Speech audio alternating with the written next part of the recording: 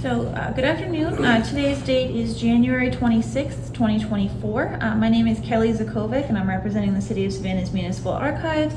I'm interviewing Irene Hines, Viola Underwood, and Sheila for the Savannah Community Memory Project. We're conducting this interview at the Liberty City Community Center. So thank you so much for joining us today. Would you like to tell us what you're here to share with us about? Yes, we're here to talk to you mainly about our church history, and then we're going to share in some community relations since some of us grew up there, others have homes out there, a family who lived out there. But we would like to mainly speak about the church's history, how we came into being, and other historical events dealing with the church. Okay, y'all want to add to that? That's good. That's good. Okay. Good start. Okay, very well. Okay, well, just to start, Oakland Baptist Church was organized on Buckhalter Road in the year 1796. I should give you a copy of the history. Okay, by Father Cuffy Wishing. And it received its name from Oakland Plantation, where slaves worked very hard to make America a great place for other groups to live here in the South. Our church is 227 years old, the fourth oldest church here in Savannah, Georgia, which was used by African American slaves to worship. They needed permission to practice their faith, receiving passes from their masters or their owners once a month to worship, to go to town to worship. And the closest worship location was African Baptist Church downtown. Okay? And Oakland Baptist Church has remained in its location since inception, and that's 164. What called it? 187. I'm sorry, give me my home address there. 187 Buckhalter Road.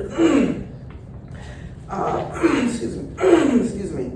However, when we established church there at Oakland, our worship services, as far as I can remember, y'all can correct me if I'm wrong, is on fourth Sunday. So once later we were established, I can come to that a little later, but our worship and communion service is once a month, and it's on a fourth Sunday. Father Cuffy Wisham, was the first pastor of Oakland Baptist Church, where he purchased 1 acre of land. I should have stopped you. Would you like to have a copy of this history I have? We have a copy of it here. We can get it when we're done. Okay, but then Just we for my do all that memory. writing. Okay. Anyway, he purchased 1 acre of land for $50 from a white Baptist minister by the name of James Norris. And the slaves sold chickens and eggs in order to raise those $50 of funds to purchase that land. Excuse me.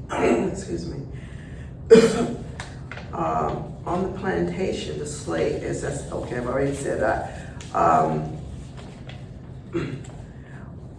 And I just went on to add here, what a strong determination those folks had that far back in order to raise those kind of funds, because during slavery, funds were nil, okay? Our first church that was built there was referred to as a brush arbor. That was the first church, and it was built in 1800 AD, okay? And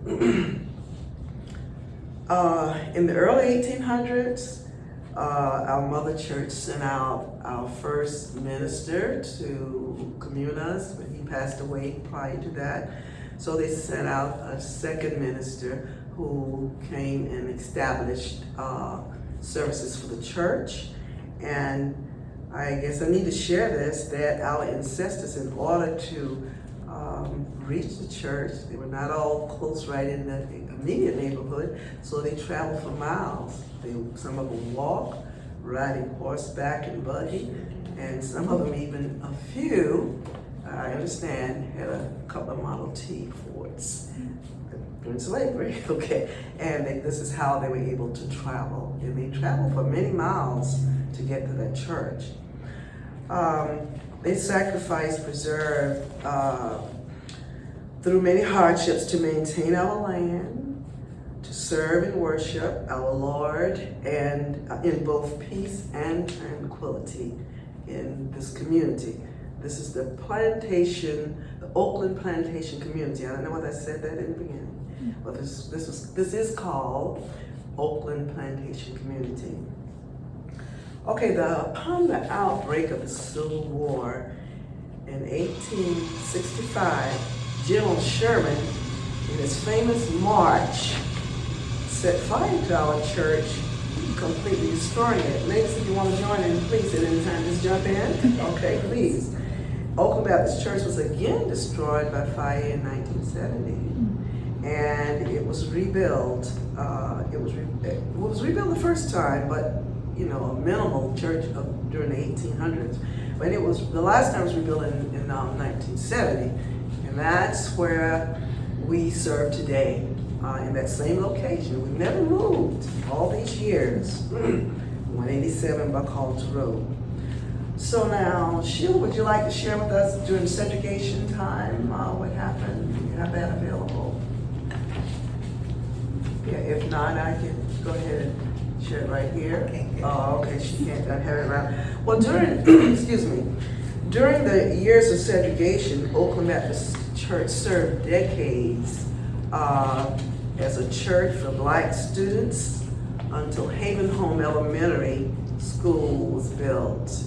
Students were able to attend there.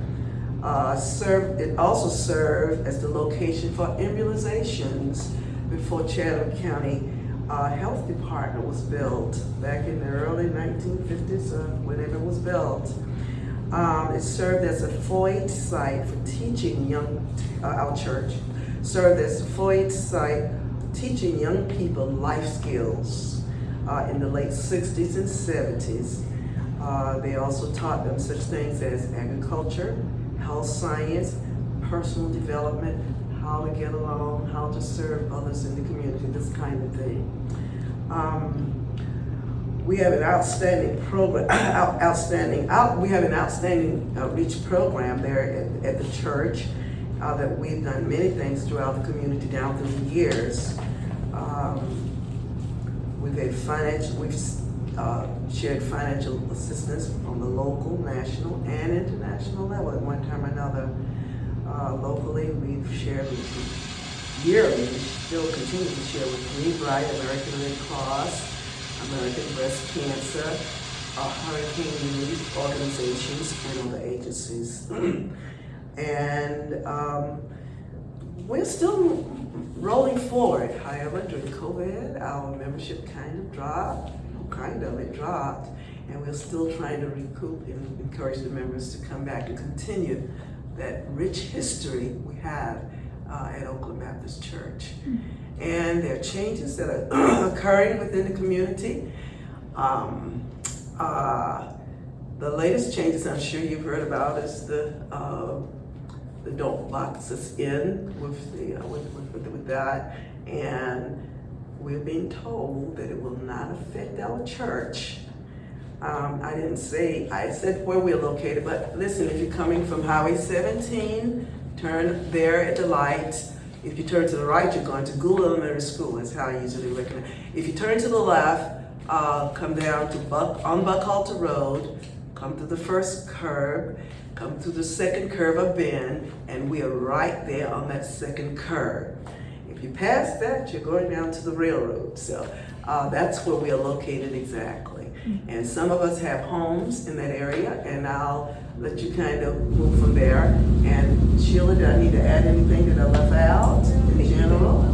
Okay, then I'll let y'all share about a little bit about your upbringing or whatever, and then I'll come back and share about a little bit about my family upbringing out there on Buckhalter Road. Yeah. Okay. If you have questions, so we'll go through that. Yeah, so do you all have anything you want to add about the church before I ask some questions? No, I think Well, except if you want to talk about the services there, I don't know whether you want to talk about that, where we Sunday school was established before I was born. Okay, and so we had Sunday school. We have other worship services there.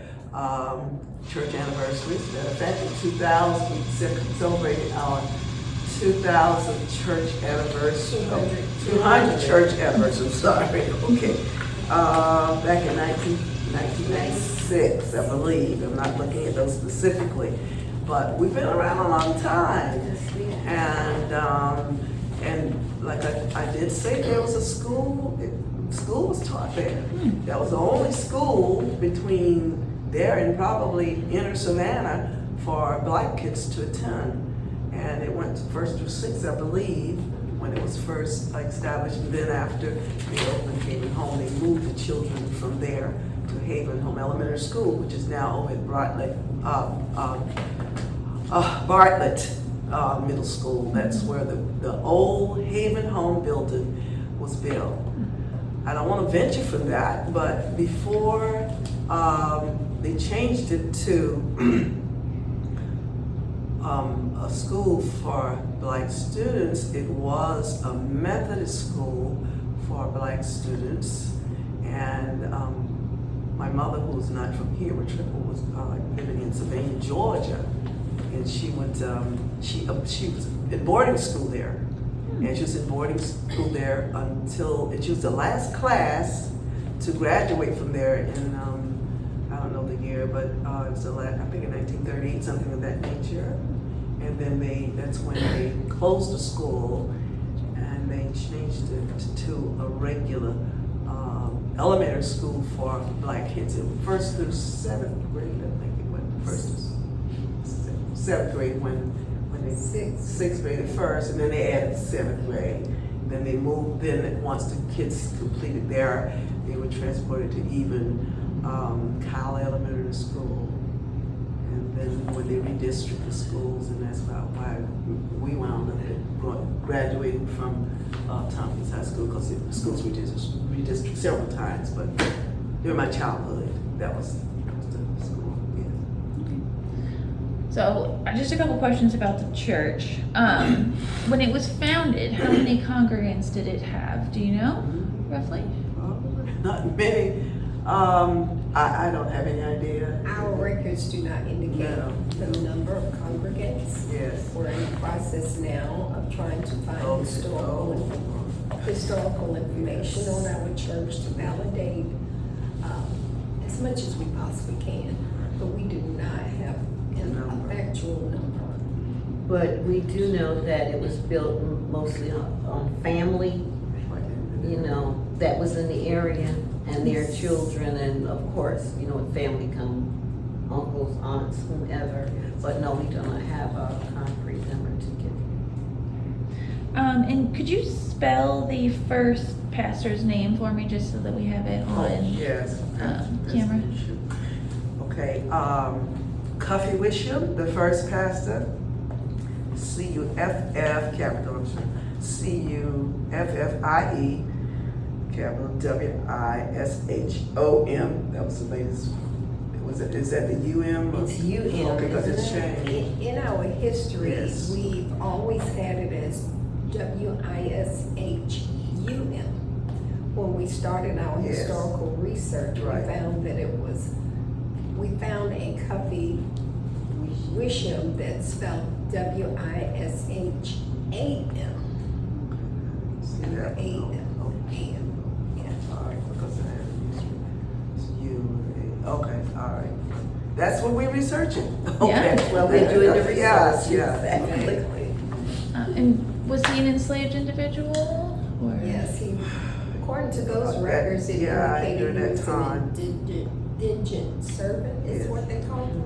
Indigent servant. Slave. 1796, I'm sure you are. And is the site where you're building now you presume that it's the same site that it's been on Same location, ever since? yes.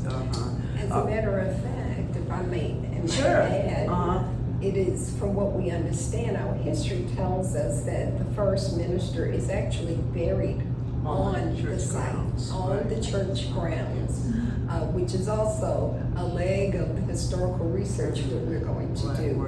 hopefully to be able to, if he is possibly buried there, perhaps we could locate where he's actually buried. And there's something else about that too.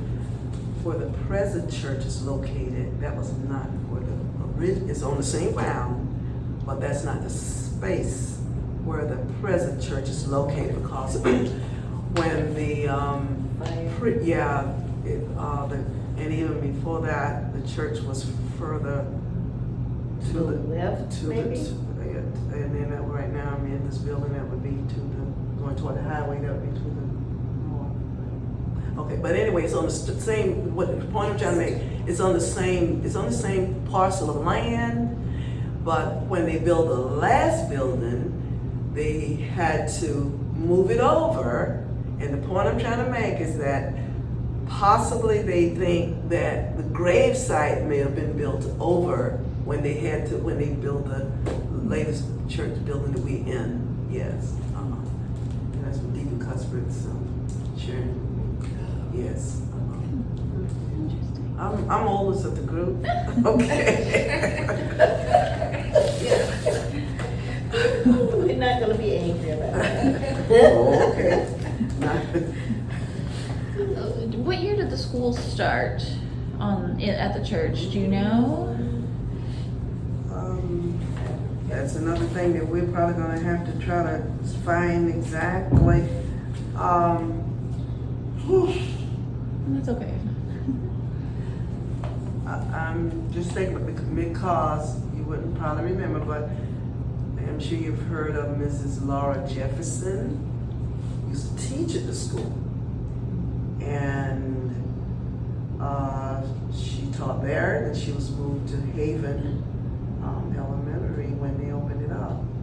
So this had to be in the. I taught there, it would have to have been in the late 1920s, but don't hold me to that. Yeah. Well, let me back up now. Maybe the late 30s, because Mother graduated from Haven in 38, so it had to have been in the late 30s. But then, back at the church, it would be older than that, right? Yeah. So she probably was there in the late 20s, but that's something we're gonna look up. And Laura Jefferson, see if we can find out about her when she taught. Yeah, Laura Jefferson. She was there, and I'm not sure Miss Steele was there, but I know Laura Jefferson was taught there because we talked about she being a teacher there. Quite a bit of the additional supplemental portion to the church's history from the things that our church has been involved in over the years is basically through word of mouth from what our relatives and ancestors have told us. Some of which we've experienced ourselves, because I know that my aunt went to the school at Oakland, but she's no longer alive. But she used to talk about it. She also went to Haven Home. Deacon Cuthbert did as well. So. Yeah, Deacon Cuthbert did. But our older members have passed on. All of them. Something I want to bring to your attention. Oh gosh, my God, that face. Okay, well, it may come back to me, but it's something I want to say about that. Those are a lot of what we are researching, because if you go back in your mind to the ages of the people you're talking about, it had to be in the 30s. Yes, they all because they were born my father was born in 1924. Yeah. So everybody from that point on had to be right in the 30s, somewhere if they had the school and what was set up there at that time. That's what the church's history has been destroyed a couple of times. So then, that's why it's so hard for us to, we got what we have now, but to be factual during a marker, you gotta have facts. So that's where we are with that. Yes. The other thing I was going to ask, just for, again, clarity for the video, you mentioned the Don't Box Us In. Would you like to tell us a little bit more about that and how it might impact or not impact the church? Sure. Yeah. Well, No, you can talk about it. We'll add to it, go ahead. It's fine. We became involved in the Don't Box Buckhalter in group, primarily because a developer had requested or wanted to purchase a portion of properties on Buckhalter Road. But in the midst of that, he was also requesting to have those properties rezoned. Some of the land was either identified as residential or farmland, and he wanted it rezoned to industrial, light industrial. Right, light industrial, which meant his plans were, according to the drawings that we saw, included having shipping containers, tractor trailers, warehouses on the back portion of Buckhalter Road, which leads up to our church. So it's across the railroad track, but it leads up to. When Rockingham Farms was initially designed, we knew all about it, but we never thought that it would start encroaching on Buckhalter Road. And it began with this process with Don't Box Us In. Once we found out that they were capital development was requesting to purchase those 53 acres from 10 property owners. And our concern was simply once the zoning was changed, would be approved to be changed from residential to light industrial, that opens up the door for the rest of the properties to be changed. And Forced out. And would be forced out. Or even if they left our church right there, it would box us in, surrounded by warehouses and shipping containers. And who wants to go to church and you're in a shipping container area? So that was our purpose for participating with that process, which the city of Savannah finalized it yesterday and approved it. Yep. So the rezoning is going through, but they have in essence told us our church will not be affected, but we understand. We understand development is going to continue, and developers will want to continue to purchase property, not only at the church, but we also have property on Buckhalter Road. This is where our families grew up. This is where our heritage is. Right. Rich heritage. But over 100 years, some of the families have been out in that location. Yes. If not 100, but right at it. But the Wilsons and the Simmons, and I think your great granddaddy, Yeah. over 100 years, and your dad. Yeah, ours is over 100 years Okay, too. so yeah. Even 4 though- or 5 generations. Yes. Yeah. And I always go back, my family history goes back about 80 years. My dad and mother moved here from Savannah, Georgia. So I always go back that far. So yes, and my dad was a farmer here out there. He raised his own crops. He raised his own livestock. One time he had cotton allotments, so he did cotton out there. Worked us very hard. And I think I indicated this on those cards that when my dad moved here, he broke up virgin land. So the trees and whatever on the land, he didn't have tractors and whatever. He had to cut the trees down, dig up the roots, haul the trees away, and I don't know, you ever had to pick up roots to clear an area? And that was part of our work, but the older sisters and brothers did more of that. But I don't know, these are babies here. They didn't do the kind of, I'm a farm girl, so we did all that work. And he raised sugar cane. He used to make his own syrup and all this stuff. And you know, I'm a country girl. I'll tell anybody in a minute, I'm a country girl. And I love out there. Yeah, Yes. we all love out there. We have a great love for it from childhood to the present time. Yes. And we do realize that progress is what it is. It's going to happen, but it's kind of the way it's happening. Right. Pushing Plus, us out. there are others, I don't live out there, you know, Okay. but there are other people that still have family members that are living out there. Today. And they like their way of life, their way of living out there. And I just feel like at this point in time, it's being taken away from you. Not only just taken, but just snatched kind of away from you, whether you like it or not. It's going to happen, so just move out of our way. And I think that's why a lot of people are saying, no, don't box us. We don't want that. We don't want the noise. We don't want, the traffic is already bad, but the traffic, they know it's gonna be worse. With the apartments and everybody with 2 and 3 cars, it's going to just change that old Girard to Buckalta area. It will totally be changed. And last but not least, we certainly want, or at least our generation, we'd like to have our property to pass down to our children, right, just that's as our it heritage. was passed down to us. Yes. It's been in our history for hundreds of years. We'd like to be able to pass that same land down. And with industry moving in, this is a different story because they're coming in with a different attitude and a different agenda. The bottom line is MOEDY. And right now, we are not able to, keep those folk off.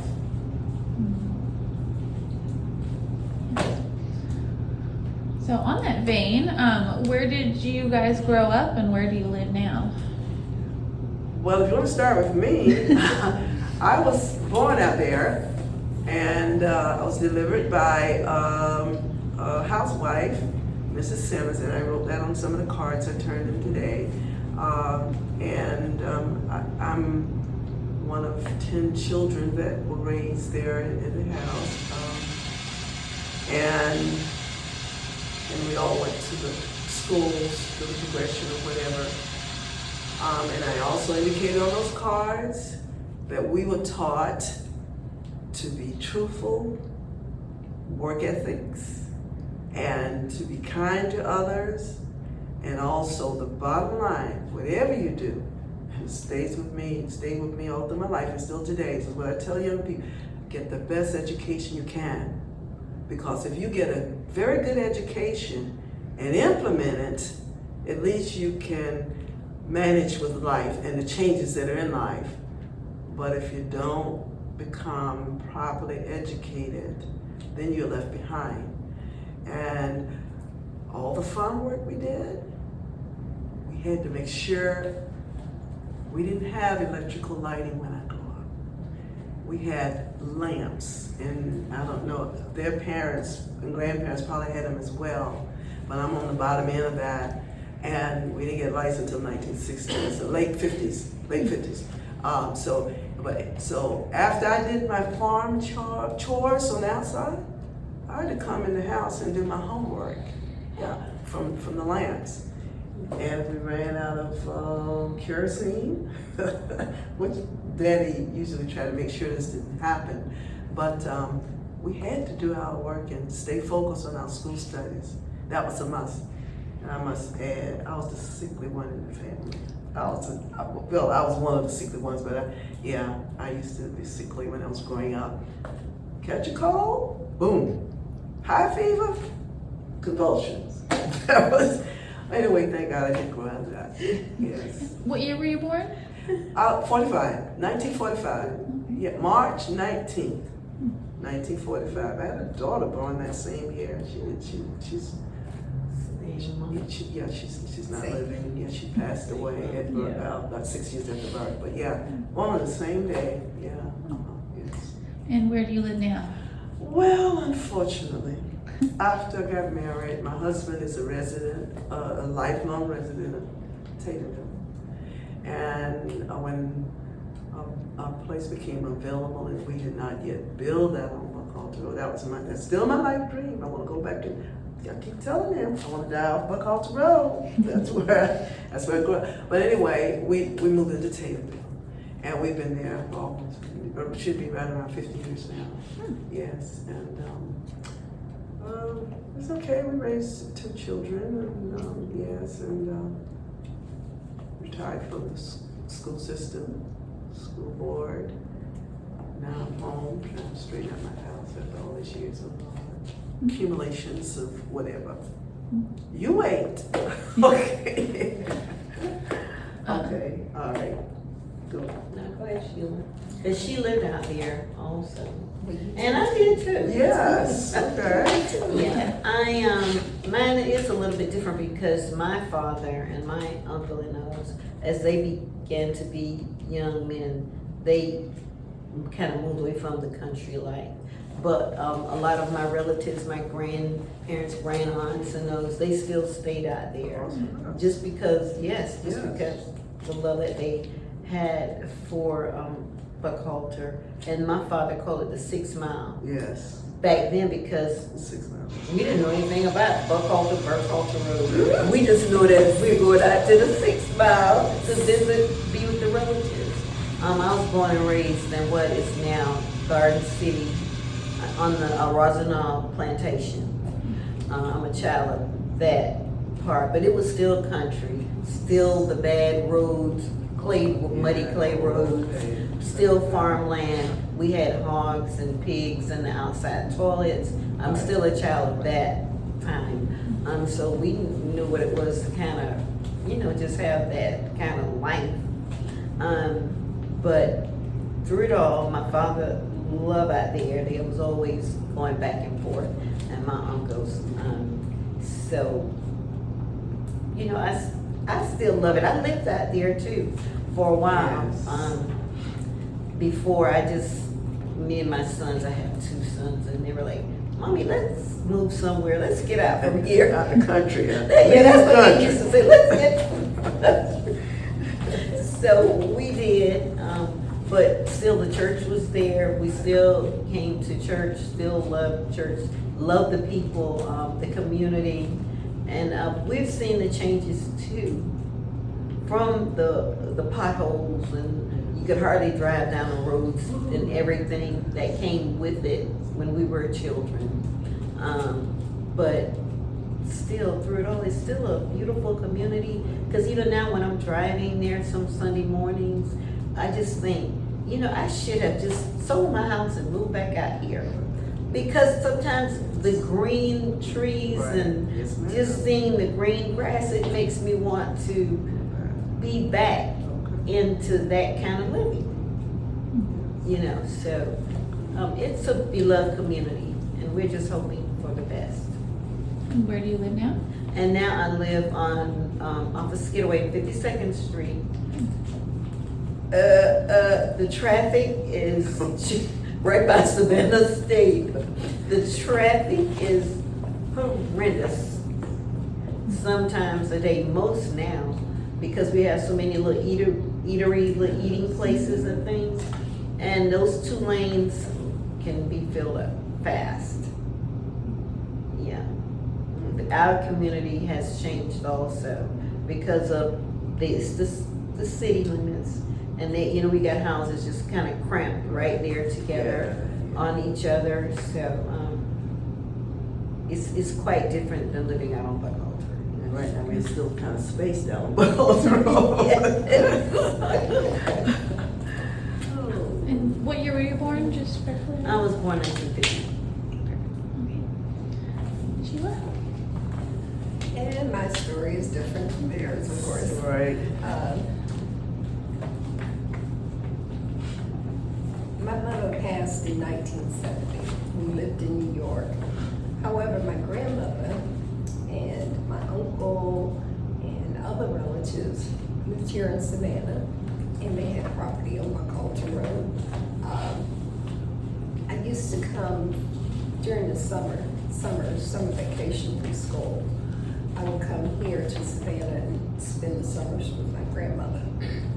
When my mother passed, we moved to Savannah. My aunt, another aunt who was in New York, and I moved back to Savannah. My grandmother wanted me to raise me here, but unfortunately she was in an automobile accident 3 months later, and she died.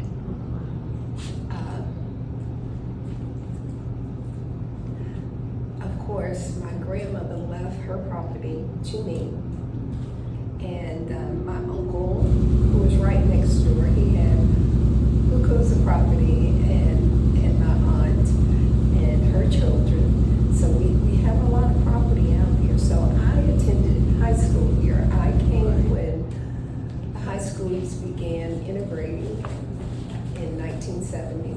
I attended Tompkins High School, 9th grade, and 9th through 12th. That's where I graduated from. Shortly thereafter after graduation, I married, had a family, we moved. I still had my property. However, once I divorced, I decided to move back to Buckhalter Road. So I stayed on Buckhalter Road for several years. It wasn't until 2002, actually, that I finally decided to move away from Buckhalter Road. So I now live in, well, they call it Pool, but it's off of Quanco Road. Excuse me. It's off of Quanco Road on the other side of 95. I still have my property there. My family, I still have family members there. As a matter of fact, some of my family members are using my old home for their purposes. And then we have land behind us, and there are still more family members still there. What else? I never left Oakland, Missionary Baptist Church. I think except for a few years, I think I went to another church. But other than that, Oakland is my own church, and where I live, and that's where we've always been loyal to our church. Our church is primarily family, and those that are not direct family members are like family members. I think that's about it. And what year were you born? 1956. Baby in the group. I think we all graduated from Tompkins, right? Tompkins. Okay, so we all Wolverines. One thing about our church is that we would have church gatherings, and folk love good food, and we had some great cooks at our church, and they would we'd come together with our food and have cookouts at when we have church anniversaries and things of this nature, pastoral anniversaries and whatever, and I'll never forget on it. Usually, and I'll call her name in a minute. Usually on New Year's, coming up to New Year's, when we have the Hop and Jump, Mrs. Rose Green, that's Deacon Edward Green's mom. Oh, she made the best Hop and Jump. Oh, And sweet potato. Yeah, and make it just right, not everybody can make that, but it's ideal. And her sister, Mrs. Carr, was like my second mother. Miss Sarah. And she just took a special interest in me. She didn't birth me, but she took me as her daughter. And I'll never forget the kindness that she showed to me. And there were other sisters. As a matter of fact, there were 6 sisters in that Simmons family. This is the one whose mother was a house mother. Doing the birthing. Yeah, during the she would. Midwife. Midwife. Thank you. Okay. But those ladies were much older than we were. The youngest daughter of theirs died. The youngest sister of those died a few years ago, but she was still much older than we were. But there were great families out there, and I'm sorry that Sister Hines is not here to talk about the Wilson family. I don't know how much land they have out there, but it joins the Green family. That's the one I was just speaking about, the Simmons Green family. And they have several acres of land there, and that's the family. I think the land is over 100 years old. And I can just remember having communication with her uncle. It was her uncle, I think, Deacon Wilson. Mr. Jeff. He had a super memory. Yes. And he would just talk to you for hours about, it was history, but when you're growing up, but now that I think about it, it was great stuff that he was telling us about things that we probably would never know because that was before our time. Mm-hmm. That family, we had the Hamilton, and I'm just kind of naming some families that are out there. The Hamilton family the Simmons, which is another family, the Rose Simmons family. The And the Moores family, okay. And the Bowles family. Now she's around where my church is. You go around that curve going toward the railroad, you have the Esther Bowles family. Well, it's Richard Bowles, really. If you allow me just to say a word about that. They own several acres of land out there. And her father, Mr. Richard Bowles, worked for the rich man out there, Ricky Myers, who's his son now is Ricky Myers, and he worked for his father many, many years ago. So, and that gentleman, the son, the Myers, has inherited many hundreds of acres of land from his dad. So, but anyway, and if I could go further, my oldest brother worked, well, he didn't do a lot of work, but Ricky was a few years younger than my oldest brother that was raised there with us. And I had 4 brothers, but this is the one right there with us. And I keep saying that because I have an older brother, much older than we are. Offhand, I didn't know him very well. But getting back to Ricky, for Ricky Myers, he would, his father would have my brother Horace Gadsden to come to be company with him, to play around with him, because he didn't just mix with everybody, but he did, and we had a pretty good relationship with the white relation. Many years ago, though, they would aid the houses and theirs, but overall they were pretty well good neighbors. The Ronses, right down by the church, they're in our neighborhood. They've been there, I don't know how long they've been there. It's a Caucasian white family. And I'm just trying to name the families out there on that street. What did I miss? I don't know, we're the Walkers out of Walker, here. okay, yeah, they're across from But I us. do have to say, we are children of a segregated town. Right. And we know what took place. But I still think we tried to live together in harmony Yes. and get along with each other. Because there were always the haves and the have-nots. Right. But I think it was, a kind of harmonious Relationship that we had with families that were out here. Yes. And let me also say, you mentioned the bicentennial when Oakland had its bicentennial in 1996. Yes. We actually marched from the church. Oh, yeah, we didn't mention that. Down to the Ogeechee River, which is, I don't know if you've heard of the Progressive Recreation Center on Highway 17, where there's that creek, the Ogeechee River. Salt Creek. So we marched from our church all the way down. We had police escorts. Right. 17 was, they held up the traffic for us and to celebrate. That is where our members originally used to be baptized. Right. In that river. Yes, and the river, that was before my time. Right, for all of our time. But that was exciting.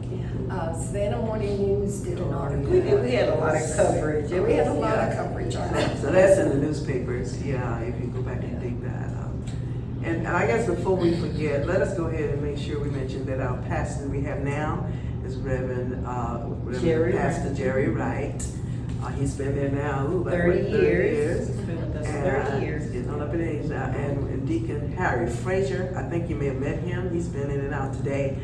Is the head deacon there. We do have a couple more deacons, and hopefully we can just kind of get our membership to kind of. And to bring it back away from Oakland, but back to my family side. Yes, that right. I totally forgot to mention, but we have relatives in Tatenville, Liberty City, all of this side of Savannah yes. are relatives. My great-grandmother, whose name was Daisy Coffee Baker Harris, was a midwife for the Tatenville area.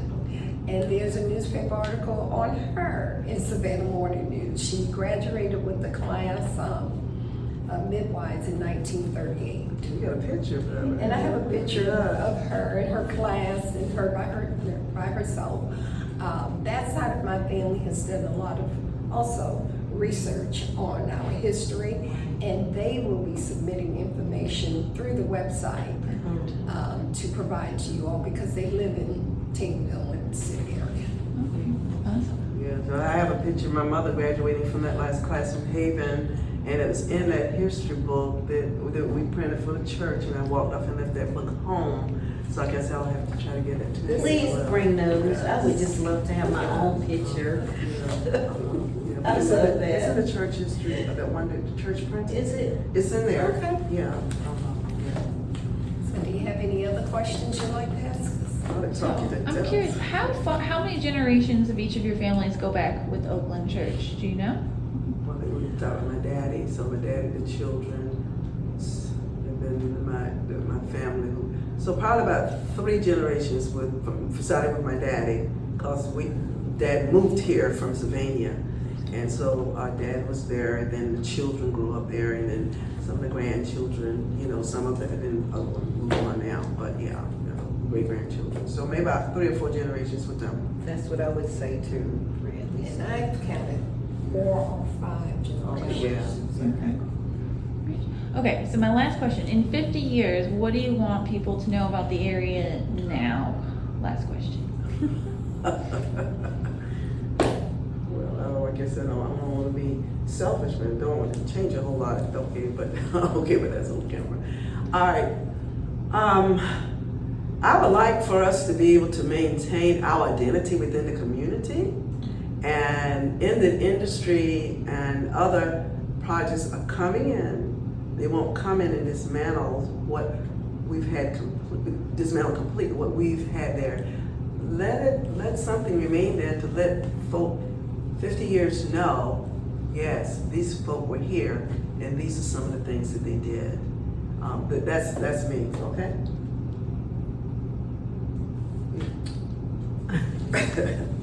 50 years from now, I cannot imagine, and I don't want to imagine, and I know that 50 years from now, I won't be here. I don't want to think of Buckhalter Road, Girard Avenue, having boxcars lined up everywhere. Because I so love, as I said, some Sunday mornings when I'm driving to church, I love the trees, I love the greenness, I love seeing the cows, and sometimes people are just walking down the road. I remember when I lived out there, how many times I've left Buckhalter and walked to the end of Girard. I want people to still feel like they can still do that without being run over by cars or just a bunch of everything that shouldn't be out there. And I want it to be a harmonious, beautiful place that it should be, that it is.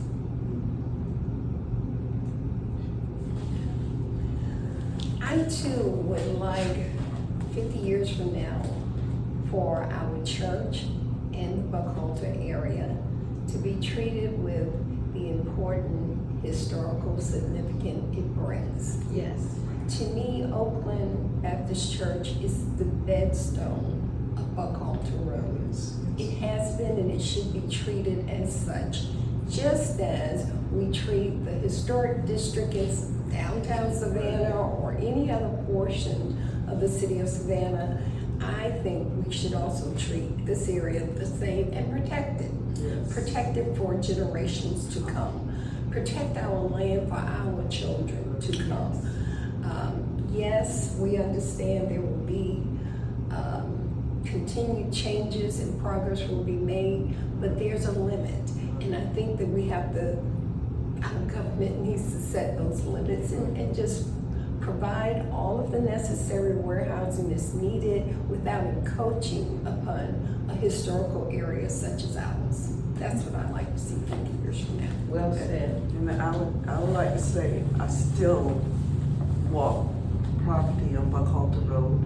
I also still walk up and down Buckhalter Road, being very careful with all the traffic. Mm-hmm. But after church, usually on a church Sunday, if it's not raining, around my area where on the front of the property, I will definitely, and just remember those trees. But I take pictures of the trees, the beauty.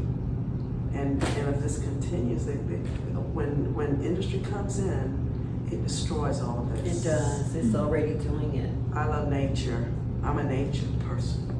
So if all this is destroyed, we'll have this no longer. So, yeah, there's a limit. Good place to stop. Thank you guys so much. Thank you.